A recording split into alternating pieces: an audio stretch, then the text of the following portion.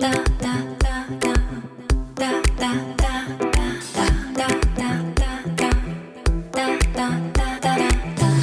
to the Unusual History of Everything, the podcast that uncovers the unusual history of everything around us. I'm Karen Lacey. And I'm Melanie Dellis.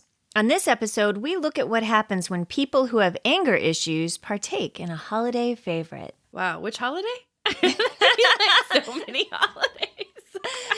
Well, you're just going to have to listen to find out. Okay, let's do it. Well, every country has a traditional holiday drink served to friends and family at gatherings and celebrations. Puerto Ricans drink coquito, a coconutty cold drink served with cinnamon stick. Ooh, I kind of want to try that. That sounds good. Eastern Europeans drink compote, which is almost like a drinkable jam, and Jamaicans drink hibiscus punch called sorrel, and Americans and Canadians love their eggnog. Eggnog is traditionally made with eggs, heavy cream, sugar, cinnamon, nutmeg, and rum. It's an acquired taste and not one that you would think could cause riots. But in 1876, that's exactly what it did. But first, let's break down eggnog. No one is really sure where the nog in eggnog comes from, but the most popular theories are that nog is short for noggin, a Middle English word for the small carved wooden mugs they served alcohol in. Or that nog is short for nug or nugged ale, Scottish for ale that was warmed by hot pokers from the fire. I think, however, it's the first theory, as eggnog is typically served cold and the drink is believed to come from medieval Britain. Yes, and eggnog, which was first made with ale or sherry, traveled from Britain to America in the mid-1700s, where rum was introduced into the recipe. And although there are mentions of eggnog in various poems and newspapers from the late 1700s, the creamy drink's connection to Christmas didn't appear in historical records until 1793, when an article in the Virginia Chronicle talked about several gentlemen spending an evening of mirth and festivity at the Northampton Courthouse on Christmas Eve, drinking eggnog and betting that none of them could, quote, write 4 verses extempore, which should be rhyme and sense, end quote. What the heck does that even mean? I don't know. They were like drunk on eggnog in a courthouse. I mean, I'm assuming they worked there. I don't know. Or they were didn't work there. No, because and how they were did they like, get eggnog then? They were released and they made it from things in the kitchen. I don't know. They hung out. Is there a kitchen in courthouses typically in 1793? Anyway. Okay, fast forward 100 years to 1892, and eggnog was being used as a treatment for the flu. I could totally use eggnog as a flu treatment, like better than any kind of vaccine, right? Yeah, just add in a little bit more of like that cinnamon and the nutmeg, and I'd be like, I could see that. In a journal called The Medical Brief, the writer suggests drinking eggnog to relieve symptoms, much like the medieval hot milk punch called posset, which was made with curdled wine or ale. That sounds disgusting.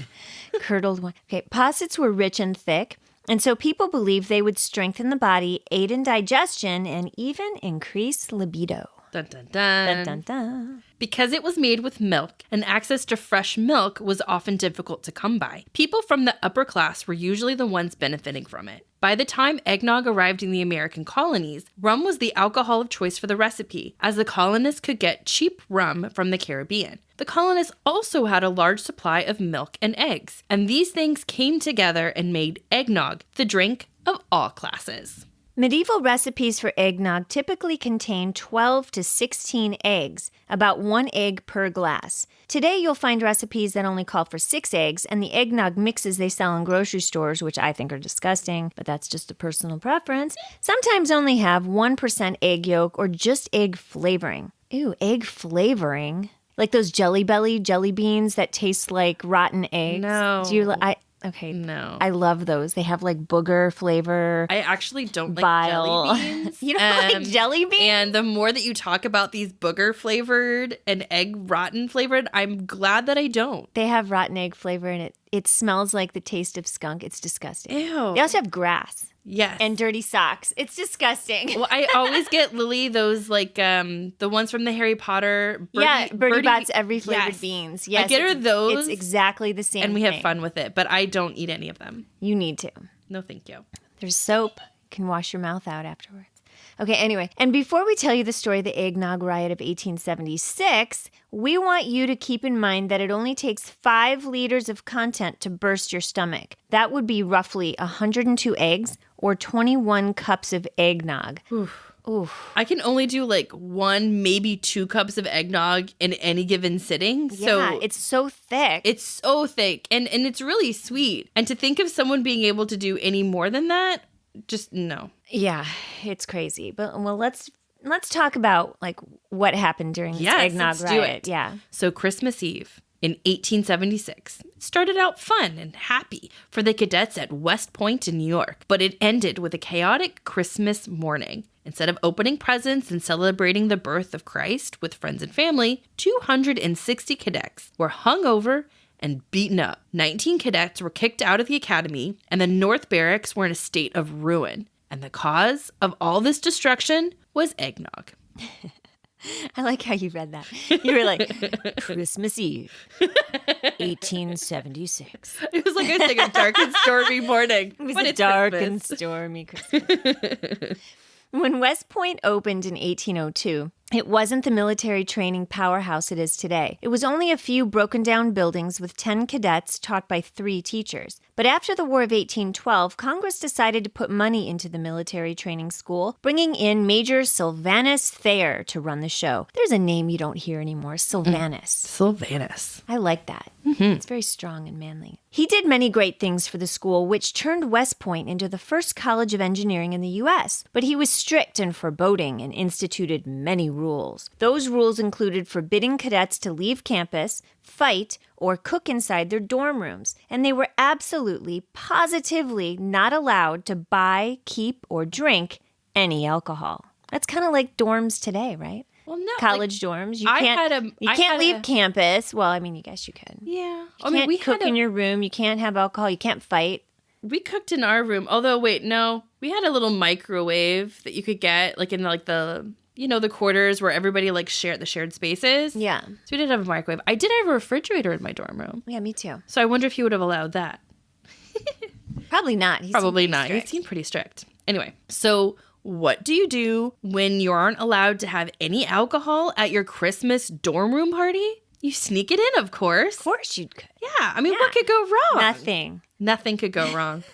A few nights before Christmas, 4 cadets snuck off to nearby taverns and bought up the alcohol to take back to West Point. One of the cadets who volunteered for the job, it's pretty interesting. Jefferson Davis had a history of bad behavior involving alcohol. He got so drunk once that he fell down a 60-foot ravine, and he had been arrested in the past for going to Benny Haven, one of the 2 nearby taverns the cadets got alcohol from. Oh, and later, by the way, I don't know if you recognize that little name, but Davis became the president of the Confederacy. So this is how it started. Davis and 2 other cadets crossed the Hudson River to get 3 gallons of whiskey and 1 gallon of rum from Martin's Tavern, where they taste tested it, of course, before bringing it back across the river to West Point. When they got to the dock, they bribed the soldier standing guard with 35 cents to pretend he didn't see them. A bargain. Then they hid the whiskey in their dorm rooms. But Thayer, the superintendent of the school, knew there might be some alcohol-related activity attempted, so he told Captain Ethan Allen Hitchcock and Lieutenant William A. Thornton to stand guard at the North Barracks, which they did. Around midnight on Christmas Eve, Thornton and Hitchcock went to bed since they hadn't seen or heard anything rowdy going on amongst the cadets. However, around 4 a.m., they woke up to the sounds of drunken revelry coming from the cadets' rooms above him. So, hopping out of bed, he went upstairs to find 7 cadets drunk off of eggnog in one room and other cadets drunk off of eggnog in other rooms. During his search of the rooms and his attempt to end the parties and get the cadets back into their own beds, angry words were exchanged that caused pent-up rage to come out. When Hitchcock left the dorms, the drunk cadets began shouting for everyone to grab their bayonets and pistols and kill him. With that, the Eggnog Riot began, and cadets made their way to find Hitchcock. Hearing the large commotion, poor Hitchcock started back to the dorms when he ran into Davis, who slurred his words as he tried to warn his fellow cadets about Hitchcock's impending arrival. Hitchcock ordered Davis to go back to his room, and he did, surprisingly, which saved him from being court-martialed later. Interesting. Yeah. Gosh, imagine had he not done that and he wouldn't have been the president of the Confederacy. I mean, had that's he, crazy. not gone back to his dorm room that night. Isn't that weird? Life is made of many choices. Yes. Many choices. It's true. It's true. Well, Thornton also tried to get the drunk, angry men under control. However, those attempts were met with swords and being hit with pieces of wood. Well, thankfully, it wasn't the swords. Yeah. At the time, Hitchcock was being shot at by another cadet while trying to break down a barricaded door. And it was at that moment that Hitchcock decided to call in some backup. But like Melanie always says, you can't talk to crazy, you can't talk to stupid, and you can't talk to drunk people. Nope. When some cadets heard Hitchcock call in the comms, they thought he was calling for the artillerymen stationed there, instead of what he really meant, the commandant of cadets. This made everything go from bad to worse, as the cadets had a dislike for the artillerymen on a sober day. Hearing Hitchcock call for them, even though he didn't, made the drunk cadets feel like Hitchcock was disrespecting them, and so they took up arms to defend the North Barracks from everyone. For some reason, probably because they were just drunk and angry, and even though they were the only ones inside the barracks, the drunks began smashing things, breaking windows and furniture, and tearing banisters from the stairway walls. Eventually, they ran out of eggnog, sobered up, but it took many, many, many hours. During those hours, the artillerymen never came, but the commandant of cadets did, and he managed to end the Eggnog Riot by Christmas afternoon. Now, the slightly more sober cadets were ushered out of the North Barracks, barefoot and cursing, clothes all torn up, and 90 of them were held for indictment. However, Thayer felt that would make the school look bad and prevent the government from funding them. So he decided to take 19 of the worst aggressors and kick them out after a 2-week inquiry. The inquiry heard from 167 witnesses and estimated the damages to be $168.83, which today would be roughly $5,000. Of the 19 cadets expelled, Davis was saved for his very wise decision to go back to his room and sleep it off, and so was the infamous future general Robert E. Lee, who was also partying with his buddies. So this Christmas, it's important for you to know that it takes about 4 8-ounce glasses of eggnog to get you drunk. So maybe stop at 2 so we're not writing about you in the next year's holiday podcast. I think this is also a lesson that maybe you shouldn't be so strict with the cadets that you're trying to train. Because at some point, there's going to be some pent-up frustration that's going to wreak havoc and maybe turn into a I mean, they do need discipline. That's why they're good soldiers. Oh, it's true. But it's Christmas Eve. Let them have some eggnog in their dorm room. That's true. Or at least allow a designated space for the crazy to happen. That it's safe. Exactly. A safe designated space for crazy. Designated space for crazy. I love that. Yes.